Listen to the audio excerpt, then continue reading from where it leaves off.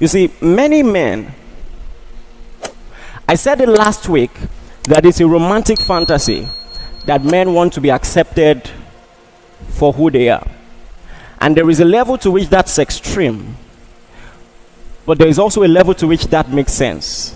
It is extreme if the man is not ready to put in any work to improve at all. But it is not extreme if the man is honestly trying. And if you have to understand that the average man, the one that have sense, they're not so many, but the ones that have sense, they have one mission: just to make their wives happy. They want to make you happy. But the unfortunate reality is that sometimes they eventually get to a point where they feel they will never be good enough for you. They will never be good enough. You have to understand that the way a man is wired, he's wired to be a giver. And because he's wired to be a giver, he depends on you. He depends on you to appreciate what he's giving, to make meaning of what he's giving. And so the way you criticize and give that feedback, you must do it understanding that even if men form hard guy, they are sensitive.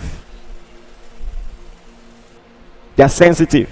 And that feedback is not just what you say, it's how you say it. I saw something years ago, not too long ago, and it was so profound.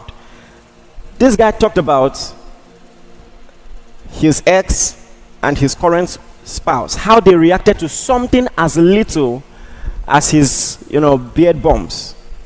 So when he would hug his ex, she would just go, she had a sensitive skin. Oh, your beard makes me uncomfortable. And all he kept hearing is, I'm not good enough. But this other lady he eventually got married to, every time they hug, when he had a clean shave, she would say, oh, I like it when you have shaved. That's feedback. You see the difference? Oh, I like it when you shave. He said, because of that, it was a mental note every 2 days. My God. You said I can talk to you, right? Women have a superpower that has been reflected as weakness in this generation. Let me say this to you first and foremost. That superpower has been abused by irresponsible men. But in the right setting, under the right context, it is still powerful. Are you ready for what I'm about to say? I gave a subtle example when I was talking about how a woman tells you she's hungry. When she's out on a date with you, she says, are you hungry? So subconsciously, women are wired to put an idea in your mind and make you take initiative for the collective good. What if you learned that consciously? There's a movie. How many of you have seen the movie Inception? All right. In the movie Inception, they came up with a technology where you could enter the mind of someone, drop an idea in the mind. And when the person comes back, the idea will seem original. I am telling you, women have that superpower. Women have that superpower. And so, for instance, it is proven that instead of telling men what to do all the time, if you allow them take initiative, instead of saying, this box is broken, fix it. If you say, what do you think we can do to this box? The man will feel, you say, okay, so I'll just call the carpenter, I'll just the same thing. I'll give you a Bible example. This one is sensitive. I will ask you again, should I talk or should I not talk? All right. We read up about Esther forgetting that the queen had an ex. And there is so much to learn because it is the same man treating two different women drastically different. You could make an argument for Vashti. She had a right. Why will you just call me to come and entertain your guests? But the question is, does that strategy work, particularly for powerful men? Does it work? Listen, if your goal is to insist on your right, fine. If your goal is to have a happy home, to work with someone that you trust for a collective goal, then if there is a more excellent way, use it. That same king that Vashti wanted to use Agidi, Esther, she used submission to, Esther used submission to get him to kill. You know the story, don't you? One time she came in like this. I said, you are powerful. You don't understand. The hardest man in the world, if you know how to pull the strings, all the things you have been quarreling about, he will give you. He will give you his kingdom. Men, I told you, men are more romantic. Read the story about Herod. Just small dance, so he said, ask me anything to the half of my kingdom. Half of my dance, so which kind leg?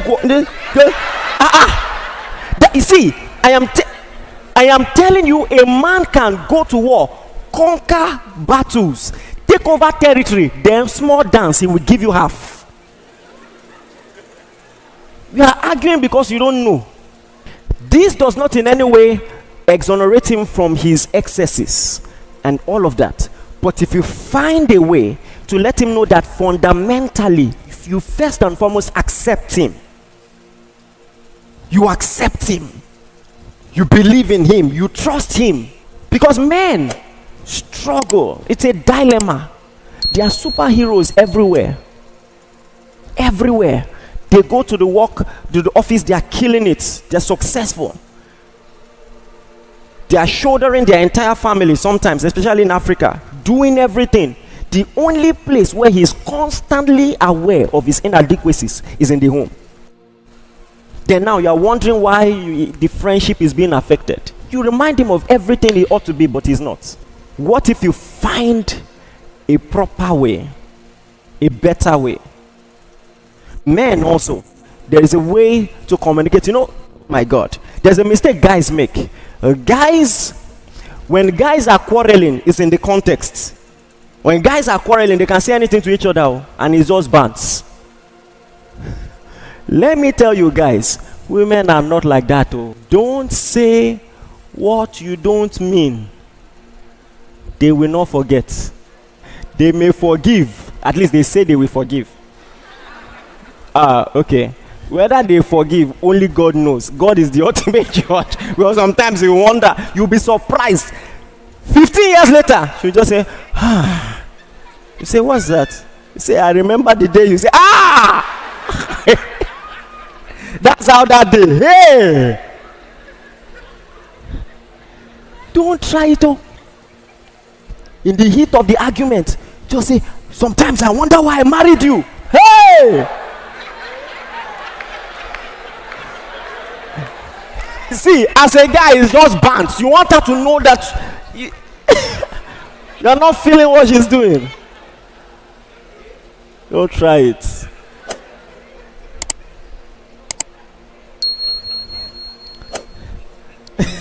Please, are you listening to me?